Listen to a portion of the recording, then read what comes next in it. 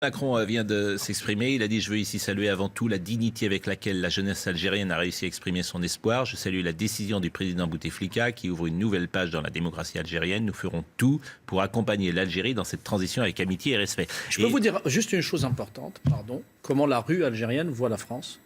Et ça, c'est je pense, important. Toute la jeunesse algérienne est convaincue que le régime de Bouteflika, le régime corrompu de Bouteflika est soutenu par la France. Et je dis la chose suivante, mais vraiment, quand on prétend, soit on se tait, soit quand on prétend qu'on est ami de l'Algérie, il faut être ami du peuple algérien, pas ami de ceux qui font le malheur du peuple algérien. C'est pour ça que le peuple dit on veut une seconde indépendance. C'est beau comme mot d'ordre. C'est ça. Une seconde indépendance. Robert Bourgi, qui connaît, je le précise, assez bien l'Afrique.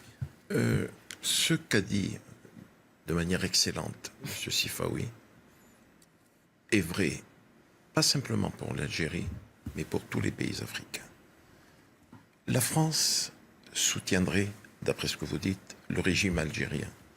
Mais la France soutient ces régimes dictatoriaux que sont le Gabon, que sont le Congo-Brazzaville, que sont la République démocratique du Congo, que sont la Guinée équatoriale, qu'est le Tchad et tant d'autres. Et vous avez dit une chose qui est vraie, M. Sifawi. Vous avez dit la solution, c'est le coup d'État. Mais il serait automatiquement, immédiatement condamné, non seulement par la France, mais par l'Occident et les pays occidentaux. Et c'est valable aussi pour l'Afrique. Et M. Leclerc vous a posé une question. N'y a-t-il pas une autre solution que Bouteflika pour les Algériens? C'est ce que vous avez posé comme question. Mais la question, vous pourriez la poser aussi pour ce qui concerne l'Afrique noire.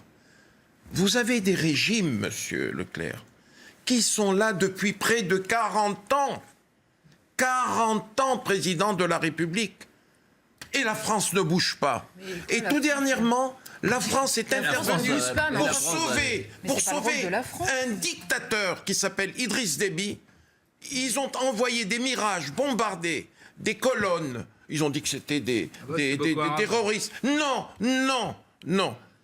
C'était pour soutenir Idriss Déby, qui est un dictateur qui règne sur son pays de manière tyrannique depuis plus de 3 décennies. Et ce que je dénonce dans la France aujourd'hui, le pouvoir public français, je l'ai dénoncé directement au président de la République française, qui était Nicolas Sarkozy, quand il est intervenu pour sauver Idriss Déby, dont les opposants étaient à 10 km de la capitale. Qu'est-ce qu'il vous a répondu? Comment il a... C'est comme ça, m'a-t-il dit. Ah bon. À moi, le dernier survivant de la France-Afrique. Il m'a dit, c'est comme ça. Je lui ai dit, mais tu as eu tort, Nicolas. Tu as tort. Le peuple tchadien ne veut plus d'Idriss Déby. Comme le peuple gabonais ne veut plus d'Ali Bongo Ndimba. Comme le peuple congolais ne veut plus de Sassou Nguesso.